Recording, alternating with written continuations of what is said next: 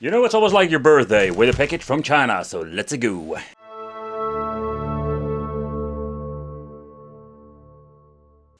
Okay, what is quite interesting with this particular box, that you're always going to be booted up into the Android 11 app, and then from that point we need to choose the game box. It's always written in the manual, and we're going to get into the EMUELEC. So it will not automatically boot up into this. So it's interesting, because it's a different way how they basically approach this box, where I'm not going to be even bothering about the Android function. So what can we actually play with this? There's a lot of stuff here, you can see. I think when it comes to 16-bit, 32-bit, you know, the stuff that will run just fine. I will check out a couple of them, but I will mainly focus on N64 because that is a system that really struggle. Panasonic 3DO, Atomic Wave, you know, the thing that we have seen that struggles the most of the time. That's what we're going to be focusing on. Pressing start will give you the main menu. Let's move on to the system settings. I always need to figure out which is AB. Oh, so annoying. Information, I just wanted to showcase what are we having when it comes to the overall specifications. But in here we're finding 4.6K test edition. No idea what kind of build this actually is. It's kind of interesting that it is a test version. And yep, this is the storage space of the disk or the SD card. This thing will already hit 53 Celsius when it's just in idle mode. And that's what we're getting with these, let's say, non or active cooled, let's say, mini boxes. It comes with the S905X4 revision C, that's actually in quad core, and it has a GPU that's a Mali G31. The specification that we have seen with previous boxes, but the question remains, how is it configured and how will it run with this particular kind of software? So let's move on into some gaming and let's see and just check out what the performance is. Okay, so we're starting off with some Blast Corp of the N64, one of those games I've played so much fun. But you can hear that it struggles, but let's deep dive into the overall gameplay, because I just wanted to see what is actually running in this, because is it just going to be an overall great experience or is it going to be absolutely rubbish? So the first thing I'm already noticing that I cannot move my analog or my D-pad over here, so it seems to be we're having a problem with the controller in this particular emulator. Not a good start, I can tell you that, but so far so good. The emulation performance seems to be working fine. Let's boot up into the game. I just wanted to actually see how it will run. You can see it dips down to 55 frames per second. You can just also hear it. Okay, but now we can actually just use the game, so okay. It was kind of interesting but kind of weird that we couldn't change out to the different letters. But you can just see a significant upgrade of all the other ones we've tested out. Of course, it's always going to be a minor upgrade, so it's not going to be an emulation beast compared with mini PCs. But I think it's going to be a hit or miss situation here. The more demanding games, like GoldenEye, will not run perfectly. Same like Blast Corps. So that's actually what we're having when it comes to this particular product. But if you're having problems with a certain game and you want to start tweaking, that is what I love about this software. Pressing select on your controller will give you the view options. We can just go to a different letter if you want to just quickly search for a game. And if you go into in the advanced system options, here we can even swap out the emulator. It has been sent to the Libretto Parallel N64 32B, but you can always mess around with it, switch between emulators for a certain game or all of the games, and see to having the best result. And this can be helpful if you're having problems with your favorite game. I briefly want to touch the Bomberman on the Nintendo DS, just a lot of fun game. Here you can navigate with the stylus or the digital stylus with the left joystick, where we can just choose our game. Pressing the B button in my case, I can just start a game, make a save file if I want to. I'm just going to be honest, I'm always messing with this to finding the right button. Yeah, I have no idea which button would you choose. There we go. Oh, I'm messing it all up. I'm messing it all up. But how does it actually work when it comes to the gameplay? So first of all, you can switch between, let's say, certain modes. So this is the full DS mode. When pressing the right joystick, here we can switch between the displays. R2 will give us the switching of the display to a certain, kind of weird, like it's basically inverted now. But in this case, we can just play and mess around with it. There's even an option to get one single screen. Here we're having the freaking annoying thing that we need to press the start. I'm just being honest that it's kind of weird, but you just need to press that left trigger button. That's actually where the A is. But you can just actually play the game. It works pretty well. The overall emulation performance is quite good.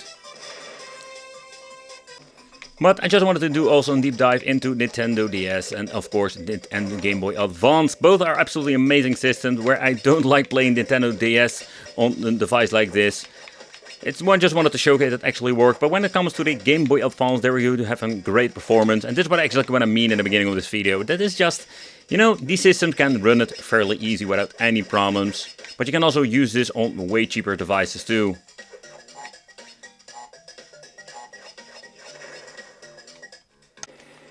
Another system I was really looking forward to check out is Panasonic 3DO. But this is just unplayable, and I have seen it before, where these, let's say, cheaper boxes, or cheap, they're not super cheap, cheap. It's kind of cool that we have 3DO, but they are not powerful enough to run this, and I cannot really enjoy this. But let's move on into the Sega Genesis, and when you're looking at this, I just want to go back to the 16-bit era, one of my favorite systems to play. You can just see that it runs perfectly without any problem. And I think these boxes are absolutely great for this.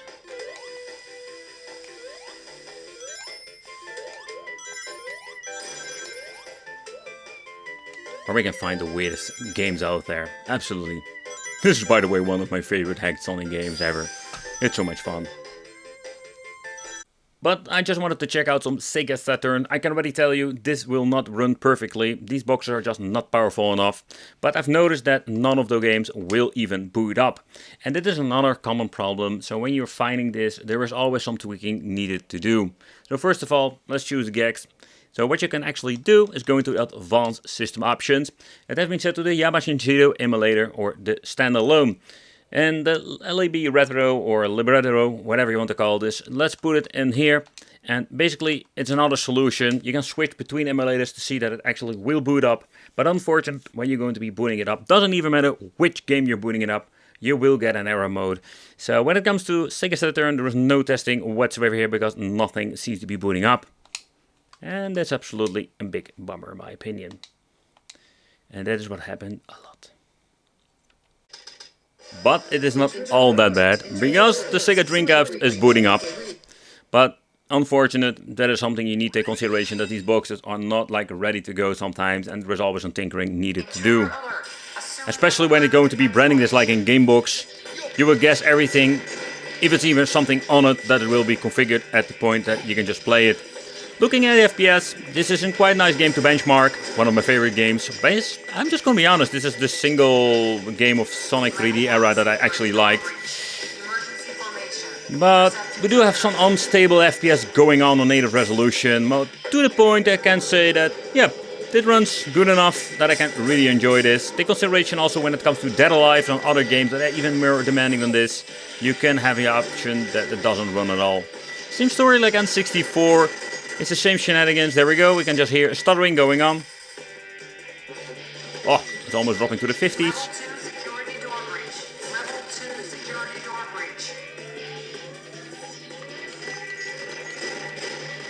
You can just hear the audio that it's basically going so... Yep, they were deep diving under the 50 FPSs.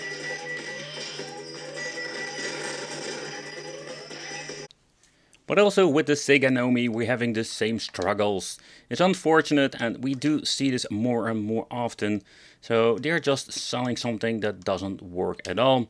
And that's of course one of the reasons I love to check these things out. So we do have different options. So let's check out the Flycast with Libretto and see if we can actually check this out and change it out and let's see if it's going to be booting up.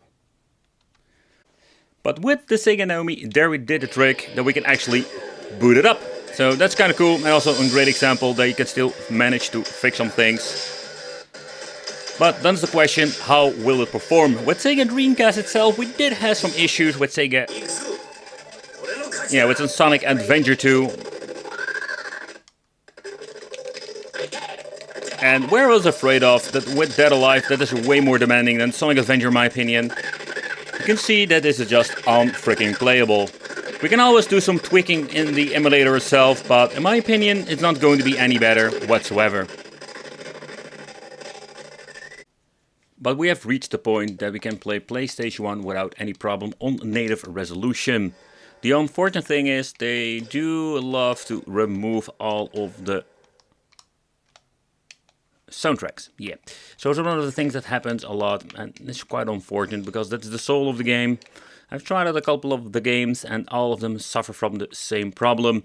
Yeah, the thing is they try to do this because it will save up a lot of, let's say, space on the SD card.